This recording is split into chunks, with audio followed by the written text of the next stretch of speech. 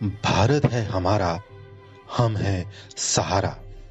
ये महज एक वाक्य नहीं, बल्कि सहारा इंडिया परिवार का वो मूल मंत्र है जिसने इसे हर भारतवासी के दिलों तक पहुंचा दिया है। देश में चाहे मौका खुशी का हो या गम का, सहारा इंडिया परिवार हर मौके पर देश के साथ अग्रिम पंक्ति में खड़ा मिलता है। आज फिर से एक बार ऐसा ही मौका आन पड़ा है, जब पूरे देश को एक लड़ी में पिरोकर एक साथ आना है। ऐसे में भला सहारा इंडिया परिवार पीछे कैसे रह सकता है? भारत के प्रमुख व्यावसायिक समूह सहारा इंडिया परिवार के मैनेजिंग वर्कर एवं चेयरमैन सुब्रत राय सहारा ने एक वक्तव्य जारी कर हर भारतवासी से अपील करते हुए देशवासियों को अपना संदेश दिया है। मेरे प्यारे देश के प्यारे देशवासियों, आज जब मैं आपसे मुखातिब हो रहा हूं तो बहुत विचलित हूं। मन में गहरी पीड़ा है।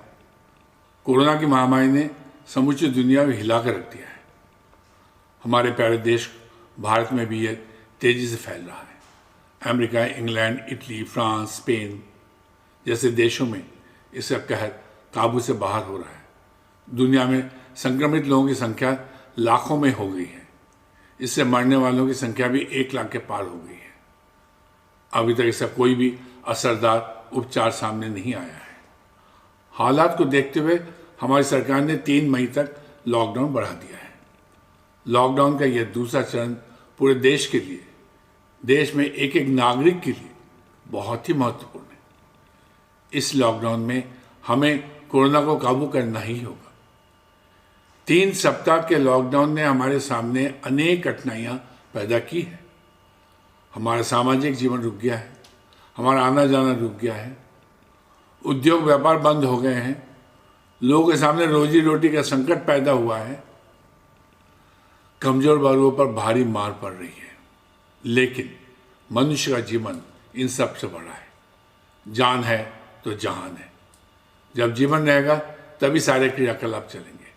इसलिए प्राथमिकता मनुष्य का जीवन बचाने की है। जो लॉकडाउन बढ़ाया गया है उसमें लोगों की परेशानियां बढ़ेगी। हमें परेशानियों को सहना पड़ेगा, कठिनाइयों को सामना करना पड़ेगा। जिंदगी बचाने के लिए इन कठिनाइयों को सहना ही एकमात्र उपाय है। हमारे पास कोई दूसरा रास्ता नहीं है। ये भी कहा जा रहा है कि अगर लॉकडाउन लागू नहीं करते तो हमारे यहाँ हालत बहुत ही बुरे होते। हम सबको ये समझना होगा कि कोरोना के विरुद्ध लड़ाई सिर्फ सरकार की लड़ाई नहीं है, ये संपूर्ण मनुष्य जाति की लड़ाई है। मनुष्य जाति के हर सदस्य की लड़ाई है। हमारी और आपकी लड़ाई है। इस लड़ाई में हर व्यक्ति सिपाही है। हर व्यक्ति कोई ना कोई जिम्मेदारी है। हर व्यक्ति कोई ना कोई भूमिका है।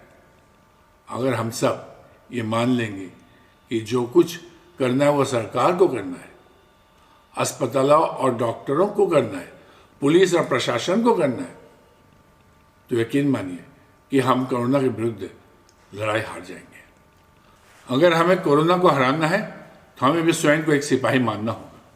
हम जहाँ भी जैसे हैं वहाँ अपनी भूमिका निभानी होगी।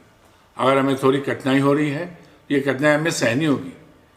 एक बड़ी विपदा को टालने के लिए छोटी कठिनाई को सहने में ही समझदारी है। ये बेहद कठिन दौर है। इंसान खतरे में है, इंसानियत खतरे में है। मैं सभी से अपील करता हूँ कि कोरोना के खतरे को समझें। आपका चाहे कोई भी धर्म हो, कोई भी संप्रदाय हो, कोई भी मजहब हो, सबको इनके ऊपर उठने की ज़रूरत है। इस समय हम सबका मजहब इंसानियत ही होना चाहिए। इंसानों को बचाना होना चाहिए। लॉकडाउन के दौरान घर में रहें। सरकार जो भी दिशा निर्देश जारी कर रही है उसका कड़ाई से पालन करें। डॉक्टर, नर्स, पुलिस प्रशासन के लोग आगे रहकर कोरोना से लड़ रहे हैं। ये हमारे जीवन बचाने के लिए अपना जीवन दांव पर लगा रहे हैं। इन लोगों साथ दें, तन मन धन से साथ दें। हम सोशल डिस्टेंसिंग का पालन करें, लेकिन इमोशनल डिस्टेंसिंग ना होने दें। टेलीफोन एवं इंटरनेट के जरिए अपनों से संपर्क बनाए रखें। भावनाएं बहुत बड़ा संबल होती है। हम सारे देशवासी भावनात्मकता के साथ एक दूसरे से जुड़े रहें, एक दूसरे के दुख दर्द को समझें और एक दूसरे का मददगार बनने की कोशिश करें। इसी में हम सबकी सुरक्षा है और इसी में हम सबकी भलाई है।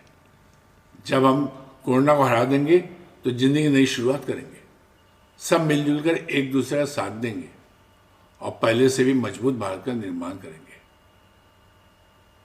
जय भारत, जय मानवता। आपका हितैषी सारा।